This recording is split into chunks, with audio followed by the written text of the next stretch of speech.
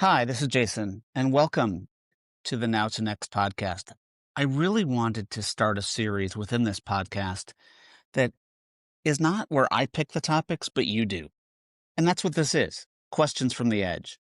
I asked the community to send in hard questions, but sharp questions about HR, AI, and the future of work. And the response was great. We had over 25 really detailed questions. So, for purposes of the podcast, I thought I would break them down into two key areas. And I guarantee it's not going to be enough detail for everyone, but let's get this done. Let's get it out there and let's get comments flowing and discussion flowing. The first one: what happens to HR tech when software itself collapses into agents? Now, just that concept is a fascinating one to think about, which we'll dive into. And then the second one, the human side of AI. AI is great. AI is everywhere, but trust, change, and what it takes to keep working and what it takes to keep human while everything's accelerating is a question that I get daily. So thank you for your submissions and let's dive in. Theme one: the collapse of software and the rise of AI agents. So we all know these things, but I'm going to call them out in the pod just to make sure that we're on the same page. The market is shifting. There is a great reset happening. Platforms are being unbundled. Agents themselves are not sitting inside software. They are the software. They're not sitting inside. They are the software, which is flipping the market slowly, but then all at once, from buying systems to orchestrating workflows. That is a really key point as part of this. Flipping the market from buying systems to orchestrating workflows. When we think about that, think about the consequences and the changes that are going to have to happen within our organizations to change that process, to change the buying process, to change the design process. Now, when we think about that, let's talk about architecture. There's a lot of discussion about architecture. And one of the things that was submitted was this concept of MCP. MCP stands for Model Context Protocol. And what it's going to do, what MCP is going to allow us to do, and other protocols like this, is stitch together applications, not the way we've done in the past, by interfaces, or maybe some of us like to say integrate. But MCP allows us to orchestrate interactions amongst agents. What that's going to do is it's going to completely change the concept of employee experience. Okay, so the employee is not going to have to know which tool to go to. The employee is not going to have to know whether something was integrated or not, whether data is accurate. MCP and these new protocols are going to orchestrate the way that systems talk to systems. And eventually we're going to see old school APIs fade out. We still may use them now and again to just move data, but there's a big difference between moving data and orchestrating interactions. Why do I say that there's the collapse of software as we know it? Look at the pricing chaos that's going on. You know, one of the bellwethers in the space, Salesforce, they've had 3 fundamental pricing model changes alone in the last year. You know, kind of the old rules of HR and HR tech or software where don't touch pricing more than once every 5 years. They're gone. Those days are gone. We're all thinking about how do we charge. Software companies are all thinking about how do we charge by usage, not by seat, by how many transactions happen, not by how many employees I have. And what that's going to do is it's going to completely change the way renewals happen and act and think within HR and HR tech. So something to be watching out for. I think there's a massive implementation upheaval that we're going to see. Why do a 9-month rollout when an agent could be stood up in days and tested? I think the traditional implementation models are going to be disrupted. I think there's risk. It's not going to happen, like I said, immediately, but they will definitely be disrupted. We're already seeing them be disrupted in big ways. It's not how many people and how many hours. It's tied to value. The next piece of this that I think is so important to talk about is the concept of user interface. User interfaces are disappearing. Now, people used to make software decisions based on how many clicks, how a screen looked, was it usable by an employee? The user interface, or what I like to call a human interface to getting something done, are disappearing. And intranets and portals could be and will be very irrelevant when all of a sudden the agent becomes our digital front door. An agent that's our digital front door that understands my intent, understands what I'm trying to do, and not directs me to a system, but helps me complete it, is going to change this whole concept of a link farm, the portal and intranet. So when we think about this collapse of software and the rise of agents, which I really appreciated the question, I like to think about it from a first principle standpoint. And this is hard, you guys. If HR tech and tech were completely rebuilt today, completely rebuilt, you probably wouldn't start with a system of record. You'd start with agents that handle the intent and tie into that data. Think about that. When we did that, and if we did that, what we would do is we would design for employees, managers, leaders, frontline workers, et cetera, and at the same time, give HR what they need instead of designing for HR with a system of record and then pushing it out to people. That is part of the big, big reset that's going to happen over the next year, 2, 3 years. It's already happening. But what's going to happen is the realization that this isn't incremental. This isn't incremental. It's actually a collapse moment. People in HR tech who think they can simply bolt AI onto existing platforms are going to end up with, I call them stranded assets. A chatbot that doesn't talk to everything. A chatbot that only answers one question but doesn't work east-west, only works north-south. The winners in this space are going to design for intent, agent, and workflow. Intent, agent, and workflow, not platform, process, and user. I hope that makes sense. Intent, agent, and workflow, not platform, process, and user. Now, you guys, I've been in this space a long time, as most of you have been. This is hard. This is going to be a massive shift, which is why I'm saying this isn't incremental. It's a collapse and reset moment. And not everyone's going to do it all at once. But when you're thinking about your digital HR strategy, your digital strategy, your transformations, it's really, really important to think about this as to what you're going to do long term. Your vendors, they're going to fight to protect their revenue.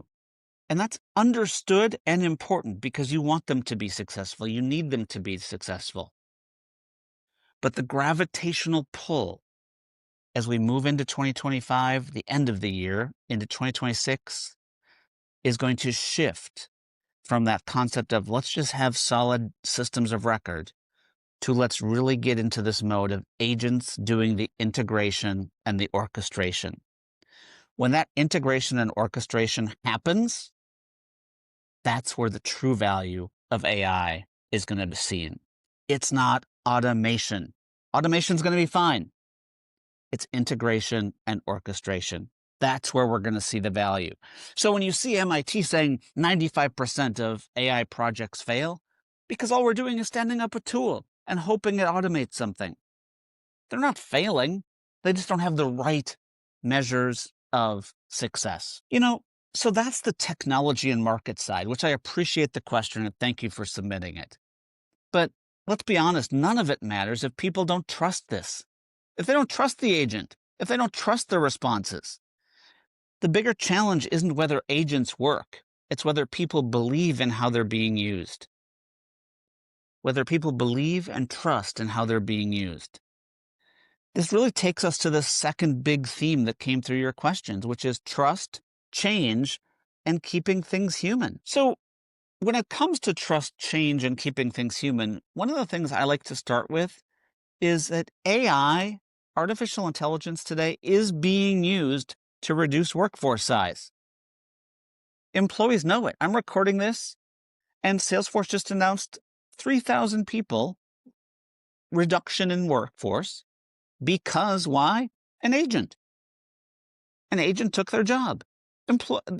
We shouldn't hide behind this, guys. Employees aren't dumb. We're not dumb. The gap between the efficiency story leaders tell and the reality is really where trust is eroding. I hope that makes sense. The gap between this concept of efficiency, which we're seeing all over the place, and reality, what's happening, is where the first place that trust starts to erode when it comes to AI. The second, speed versus explanation. AI makes decisions faster than leaders can ever explain. If that makes sense. AI makes decisions faster than leaders are ever going to explain. So when our judgment is outsourced, transparency becomes our new currency. It becomes our new currency. How am I making decisions? Who's making the decisions? Is this based on data? So when we think about the trust side of this, transparency is going to be key. Avoiding past mistakes is going to help with trust and change. We've all seen these cycles before, you guys. Chasing shiny tools, poor change readiness, forgetting about the employee experience. In the world of AI, the stakes are higher because the pace of change is not incremental, it's exponential.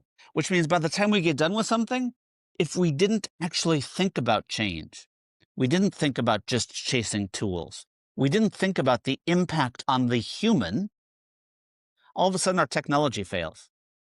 We can't afford that.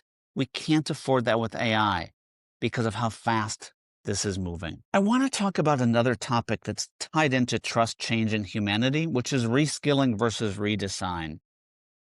There's a lot of talk about reskilling. Reskilling, reskilling, reskilling. We have to reskill.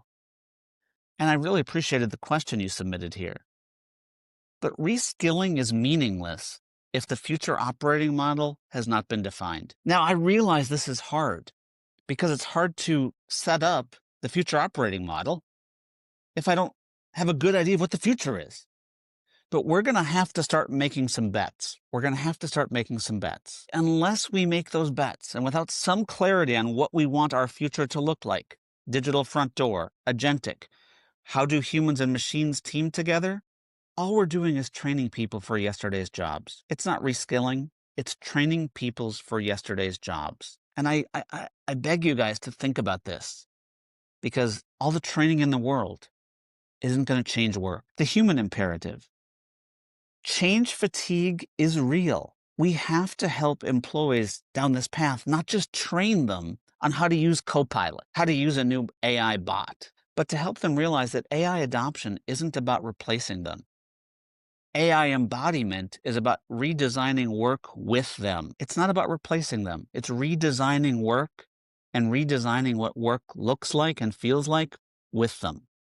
If we do that, the trust goes hand in hand. And lastly, our operating models. This ties into redesign, but it's so important to say, and I wanted to make sure I called it out.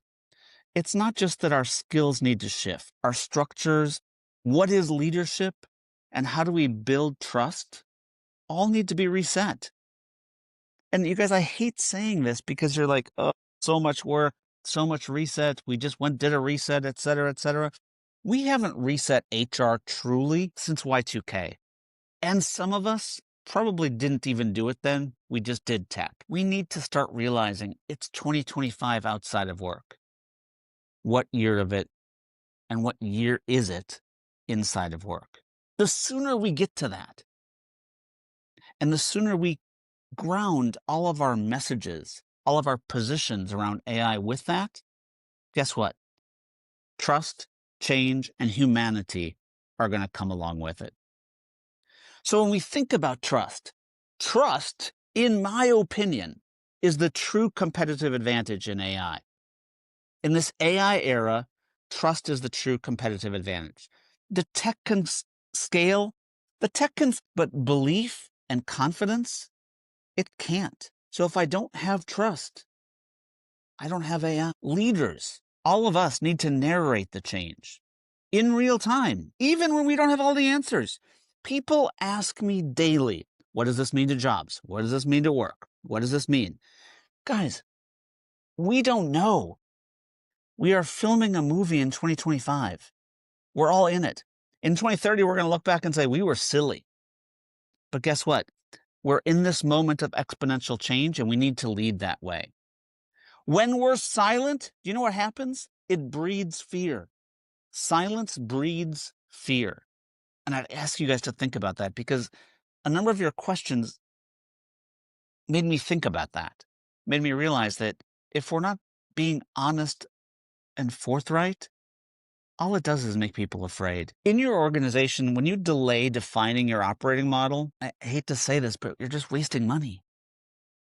We're doing incremental, not exponential work. And I really think that the mistake that many organizations are making is that we're treating AI like tools instead of this work design mandate, this work redesign mandate that is upon us today. So I tried, and I'm going to try to keep these to 20 minutes because people say it's a long time to listen. It's a long time to listen. I tried to take all of these questions, which were brilliant, again, and narrow them into two themes. The theme of the collapse of software and the rise of agents. And then how do we take trust, change, and the human side of AI and bring it to life in our organizations? The collapse of software and what that means for the HR tech market is something that's going to play out over time.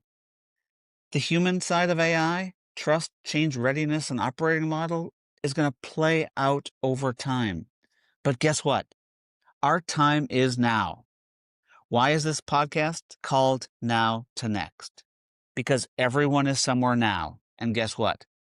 Everyone's job listening to this is to create their next. So I want to thank everyone who submitted their questions. Thank everyone for upvoted. Keep them coming because we're going to do these more often. I love the questions. I love the interaction.